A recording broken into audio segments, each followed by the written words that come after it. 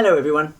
It's a great honour to be giving the opening lecture at Intermicro 26 in Chicago. I'm going to take you back 200 years to the time of Robert Brown, a formidable microscopist. He was the first person to observe the naked ovule of the gymnosperms, something I don't think I could do even with modern instrumentation. And he did it all with something like this, a botanical or aquatic microscope. It's all that was available to the pioneers of Victorian microscopy. Apart from the microscopes, I'm also going to try and bring Robert Brown back to life, and we'll glimpse how Charles Darwin might have been. So the theme of this year is the microscopes of Robert Brown.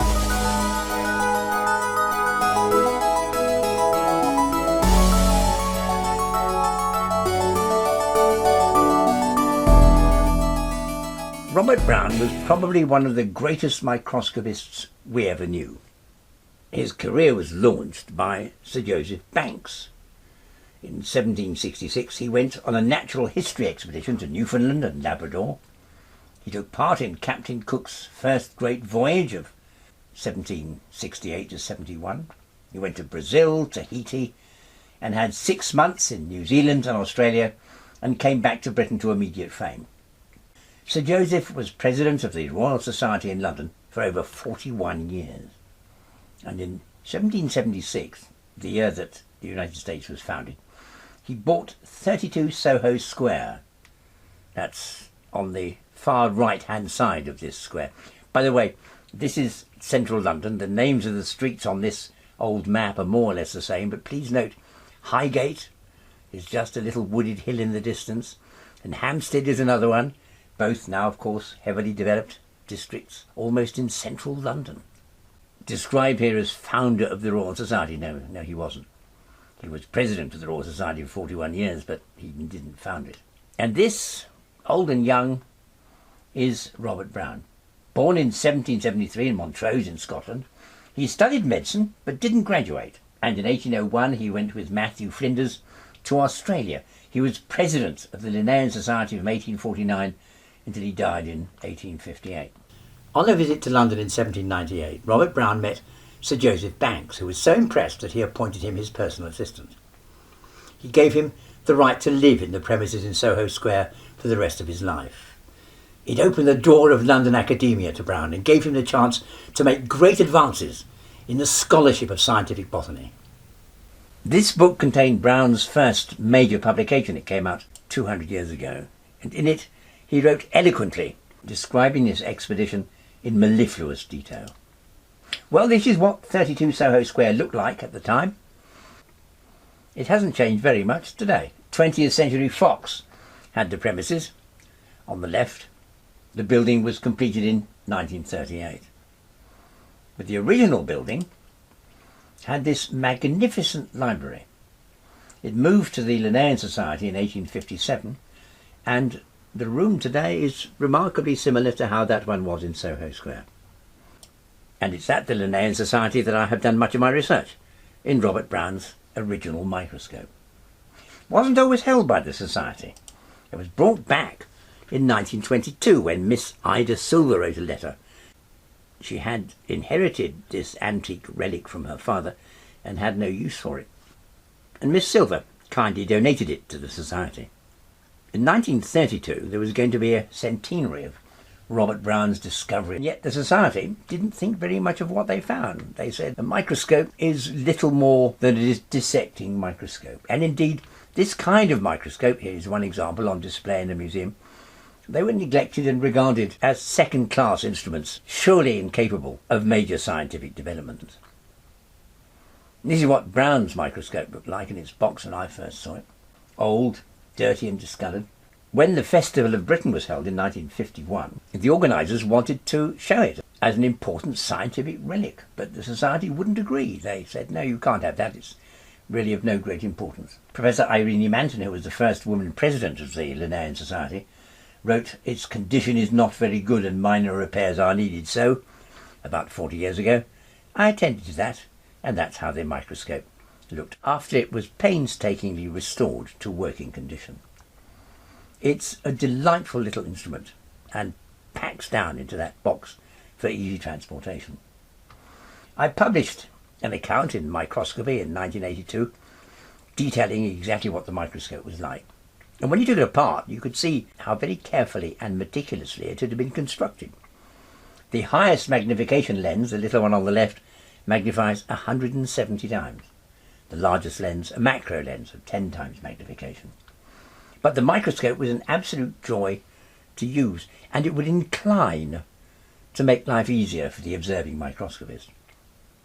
These microscopes were made by Robert Banks and his son, and the circular stage was always engraved with the maker's name.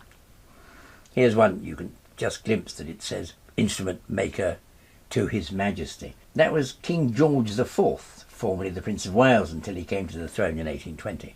In those days, names weren't always spelt consistently. I mean, there are over 80 different spellings of the name of Shakespeare, and Banks was normally spelt Bancs. On this particular instrument, the C was missing, but I've always equated him with the C in order to avoid any confusion with Sir Joseph Banks. I took photographs of the microscope in its various aspects and was careful to maintain measurements of all the brass components, and as you can see there on the bottom left, the two silver Lieberkühn reflectors. Brown had a more advanced microscope with a fine adjustment control built into the base of the pillar, and we could see how that was constructed once I'd taken it apart. The gears were all cut meticulously by hand with a little handheld file. This one you can see one of the teeth was missing, but the others still remain. I began this research over 45 years ago, and many of the original magnifications were done crudely in inches, but when I made final measured diagrams, every component was measured properly in millimeters. So we could publish drawings of exactly how these microscopes were made. I used letraset tone to create this isometric picture as a tribute to the woodcuts of old. Some of his microscopes, like this one made for Bentham the botanist, became more complex. This had a double-sided mirror and a substage condenser lens. And the most advanced of all, the one with the fine adjustment, had a plate inside the lid, saying this was the microscope used for years by Robert Brown, Fellow of the Royal Society. This is what that microscope looked like when we took it apart. The lenses ranged from a 12 times single lens to a doublet lens, measuring 160 times. Banks was based at 441 the Strand, though this engraved maker's name has a mistake from the engraver of 444. Banks used it anyway. Well, this is Trafalgar Square in the centre of London, and just over here is the Strand, which is where Banks lived at number 441. Der Strand in German means the beach, and in fact this road used to be the beach at the edge of the River Thames. The River Thames is now half a mile or so further away because they reclaimed the land over the centuries that intervened. But this is where Banks, Robert Banks, built his microscopes. You see, time flies, but some things never change. The church is St Mary le Strand, engraved here at the time when Robert Brown was alive and active, and on the right is Somerset House. If you go to the same part of the Strand today, it's quite remarkable how little the view has changed. So much in London remains the same. And this is the building in which Banks made his microscopes. I once reassembled 4 of them, brought them all together, all manufactured in London in the early 1800s. Robert Brown mentioned another microscope, which he said had been made by Mr. Dollond, having very delicate adjustment and furnished with excellent lenses, 2 of which are of much higher power than that above mentioned. To these I've often had recourse, and with great advantage, in investigating several minute points.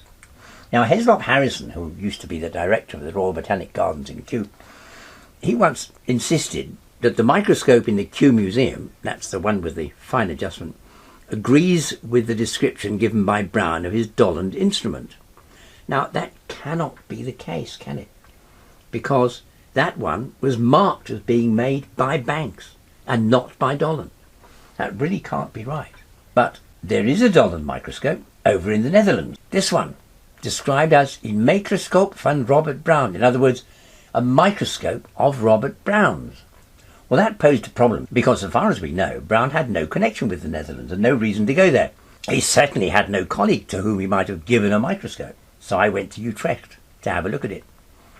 It's in this neat little box, and the microscope assembles to make this beautiful, compact little brass microscope. It's only 3 or 4 inches tall. It's listed as being Robert Brown's and was bought for 100 guilders in the early 19th century.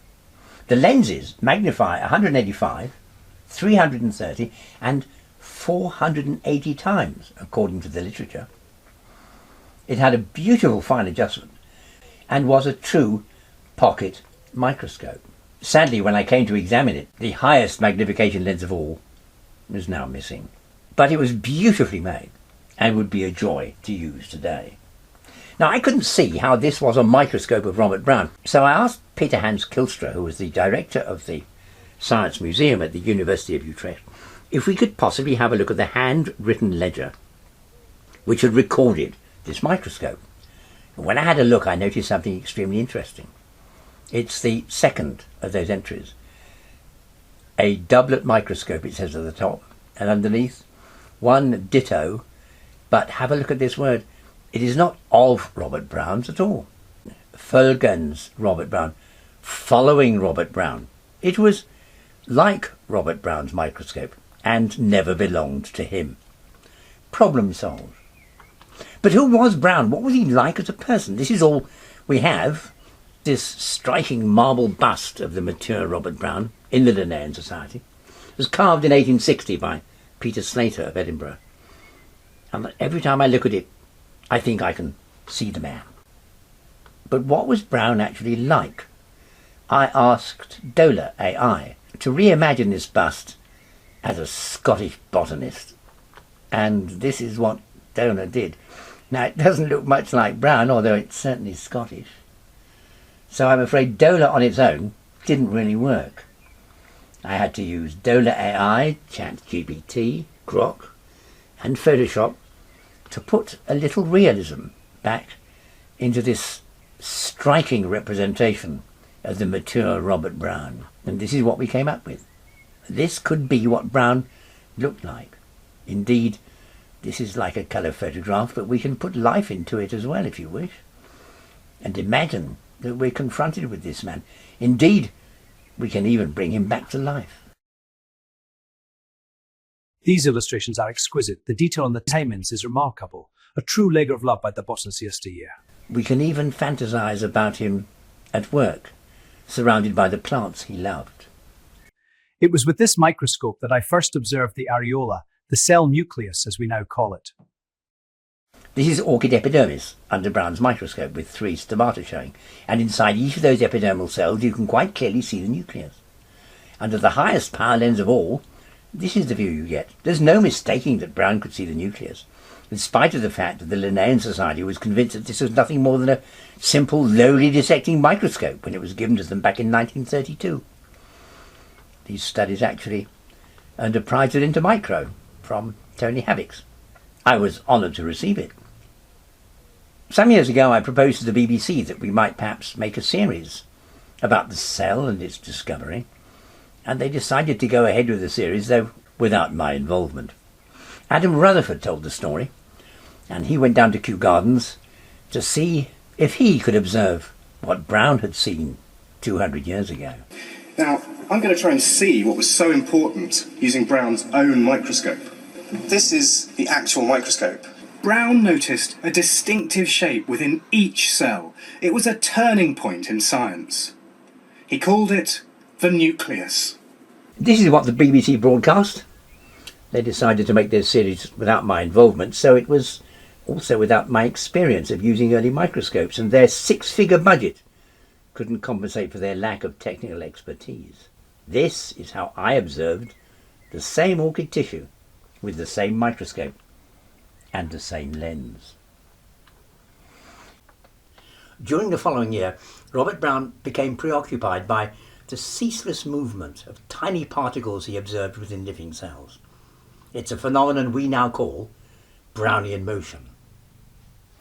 He noticed tiny particles within pollen grains were perpetually in motion and described it quite vividly. He noted that the particles jostled about, altering their relative positions, and he said changing their form. In fact, his belief that particles change their form was simply due to their tumbling over. It's easy to imagine this was a biological phenomenon, but Brown systematically searched for the same process in inorganic specimens, and he found it present there too. The world is told that Robert Brown saw the ceaseless movement of pollen grains, but of course he didn't. They're far too large to be affected by Brownian motion. I used to contribute to Encyclopaedia Britannica, and it took me 5 years of campaigning to have them correct their misleading account. The trouble is that reference books rarely get their data from the real world. They mostly copy facts from each other, and a mistake, once in print, is perpetuated forever. Wherever you look, you will see people say that the pollen grains were moving about, but of course they couldn't. Each of the particles inside has a volume about 100,000 times smaller than the pollen grains in which they're found. Here's another example, insisting that the pollen grains could move. Here's the Oxford Reference Dictionary of Scientists, in which they say Brown observed that the grains were in continuous erratic movement. Yes, it was the pollen grains moving again. And here's one online. Once again, it's those pollen grains that were moving in a random fashion. Indeed, Family Guy inspired mathematics.peter on Instagram to create his own version.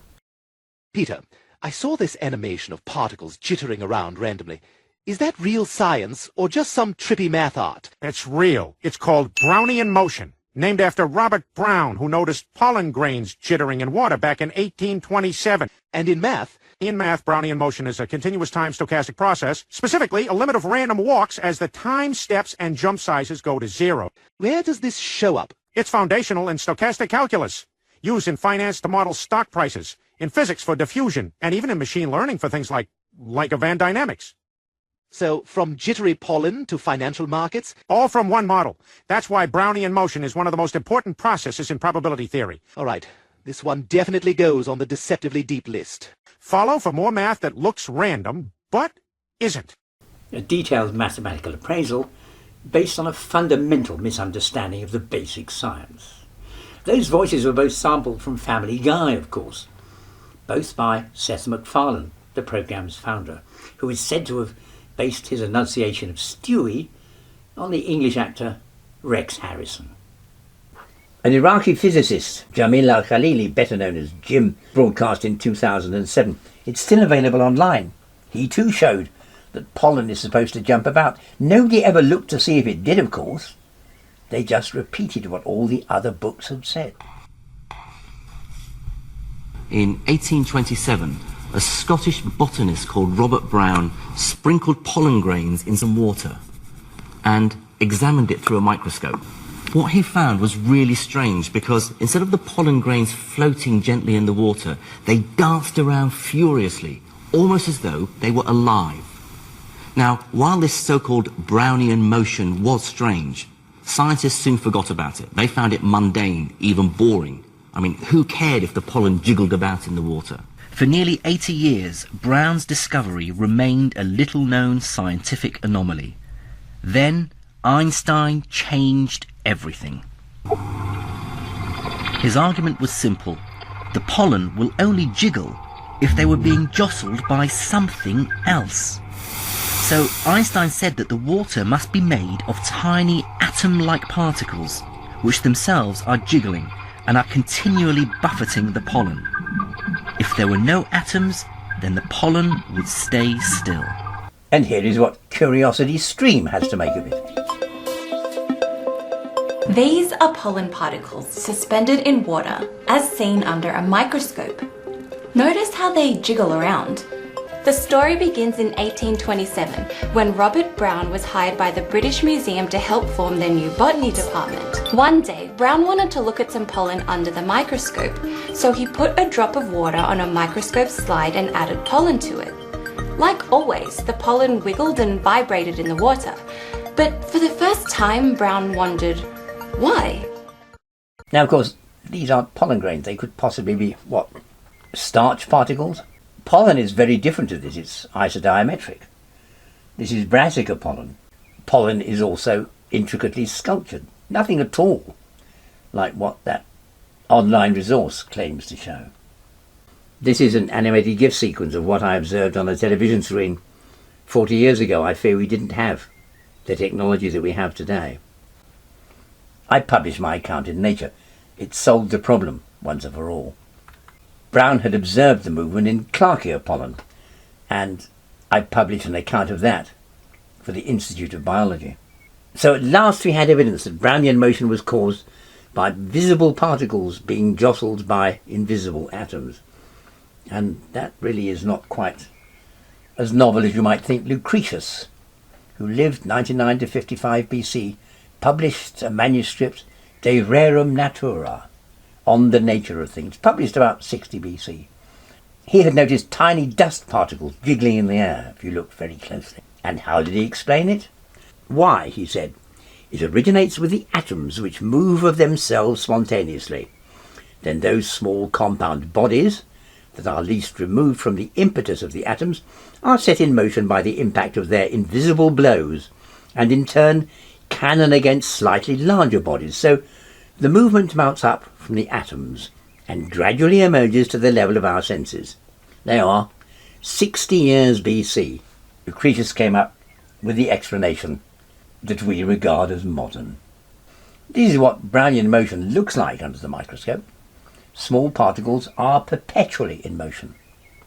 It's easy to see why Robert Brown first thought that might be an essentially biological phenomenon, isn't it?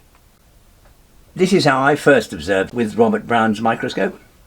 The standard tissue for observing such things is of course a peel of allium, onion skin, illuminated by dark ground, and a section of pteridinium fern. We'll scan across it, much as Robert Brown might have done had he looked at plant sections as assiduously as he studied pollen. Under the best kind of single lens, this is a section of xylem. Yes, there is chromatic aberration, but it doesn't interfere with what it is you need to see. In 1831, Robert Brown looked at this plant, Tradescantia virginiana. Clustered around the stamens are staminal hairs with giant cells so big that you can see them with the naked eye. If you look at them under a modern microscope, you can see cytoplasmic streaming going on endlessly as the cell goes about its busy life. This is how Robert Brown would have seen the staminal hairs of Tradescantia. At the time I wasn't able to take video, but the still photograph allows you to see how Brown could easily have observed moving particles. Charles Darwin in 1831 went to see Robert Brown. He wrote later, Robert Brown seemed to me to be chiefly remarkable for the minuteness of his observations and their perfect accuracy. I called on him 2 or 3 times before my voyage on the Beagle, and on one occasion he asked me to look at a microscope and describe what I saw. This I did, and I believe now that it was the marvellous currents of protoplasm in some vegetable cell. Then, said Darwin, I asked him what he had seen. So let me reanimate Charles Darwin as he tells us what Robert Brown told him. My dear friend Brown insisted that the phenomenon was his little secret. So that brings me towards the end of my presentation. We've seen the microscopes of Robert Brown and I've shown you the results that they could give. And we may have glimpsed reanimations of Robert Brown and Charles Darwin. But it's Brown who is the master microscopist, and it's only right that the last word goes to him. Hard to imagine how much things have changed in 200 years. Good luck to you all, and goodbye.